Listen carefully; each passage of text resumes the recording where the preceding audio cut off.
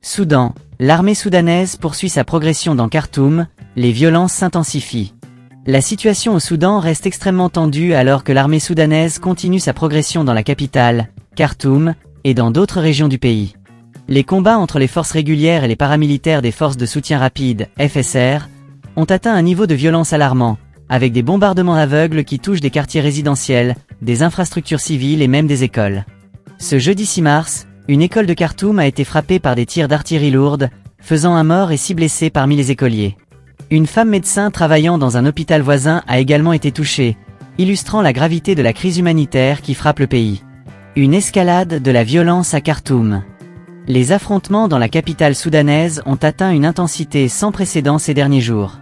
Les FSR, qui contrôlent une grande partie de Khartoum, répliquent aux avancées de l'armée en utilisant des armes lourdes, frappant des zones résidentielles et causant des pertes civiles massives. Ce jeudi, les bombardements ont visé plusieurs quartiers de Khartoum et d'Omdurman, la ville jumelle de la capitale, semant la panique parmi la population. L'école Al-Balak, située dans un quartier densément peuplé de Khartoum, a été touchée quelques minutes avant l'ouverture des classes. Le bilan est lourd, un enfant a perdu la vie et 6 autres ont été blessés. C'est une tragédie.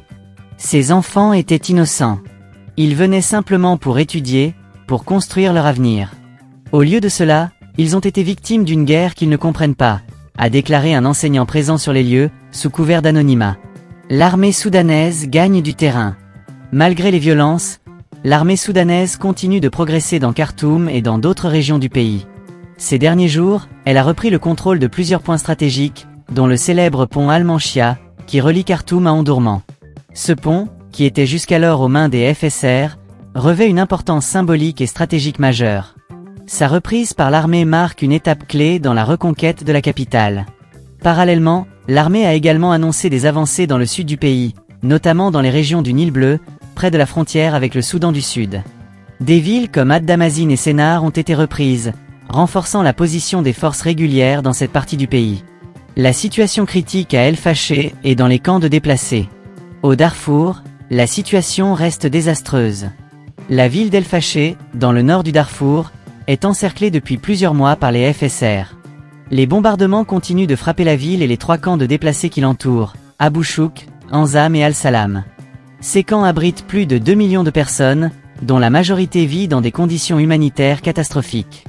Ce jeudi, le comité de résistance d'Abu Chouk a annoncé la mort de 6 personnes suite à de nouveaux bombardements. La situation est intenable. Les gens meurent de faim, de maladies, et maintenant sous les bombes. Nous avons besoin d'une aide urgente, a déclaré un représentant du comité. Les camps de déplacés, déjà confrontés à une insécurité alimentaire chronique, sont désormais pris pour cible par les combattants, aggravant encore la crise humanitaire. Les FSR contrôlent la quasi-totalité du Darfour. Les FSR, dirigés par le général Mohamed Hamdan Daglo, dit Hemeti, contrôlent la quasi-totalité de la région du Darfour, à l'exception d'El Fasher et de ses environs. Cette région, marquée par des décennies de conflits et de violences, est aujourd'hui le théâtre d'une nouvelle escalade des tensions. Les FSR, qui disposent d'un arsenal impressionnant, continuent de défier l'autorité de l'armée régulière, créant un climat d'instabilité permanente. Les sanctions internationales se multiplient. Face à la détérioration de la situation, la communauté internationale commence à réagir. Le Canada a récemment imposé des sanctions contre cette personnalité soudanaise, dont les 2 généraux rivaux, Abdel Fattah al-Burhan, chef de l'armée soudanaise, et Mohamed Hamdan Daglo, chef des FSR. 3 entités liées au conflit armé sont également visées par ces sanctions, qui visent à faire pression sur les belligérants pour qu'ils mettent fin aux violences. Ces sanctions envoient un message clair. La communauté internationale ne restera pas les bras croisés face à cette crise. Nous appelons toutes les parties à cesser les hostilités et à engager un dialogue constructif, a déclaré un porte-parole du gouvernement canadien. Une crise humanitaire sans précédent. La guerre au Soudan a plongé le pays dans une crise humanitaire sans précédent. Des millions de personnes sont déplacées, des infrastructures essentielles sont détruites, et l'accès à la nourriture, à l'eau et aux soins de santé est gravement compromis. Les organisations humanitaires peinent à répondre aux besoins croissants de la population, en raison de l'insécurité et des restrictions d'accès. Nous faisons face à une catastrophe humanitaire majeure. Les civils paient le prix fort de cette guerre. Nous avons besoin d'un cessez-le-feu immédiat et d'un accès humanitaire sans entrave pour sauver des vies, a déclaré un représentant de l'ONU sur place. L'espoir d'une résolution pacifique? Malgré l'intensité des combats, certains observateurs espèrent encore une résolution pacifique du conflit. Des efforts de médiation, notamment menés par l'Union africaine et les Nations unies, sont en cours pour relancer le dialogue entre les parties. Cependant, les divisions profondes et les intérêts divergents rendent toute perspective de paix incertaine. La solution ne peut être que politique. Les armes ne feront que prolonger la souffrance du peuple soudanais.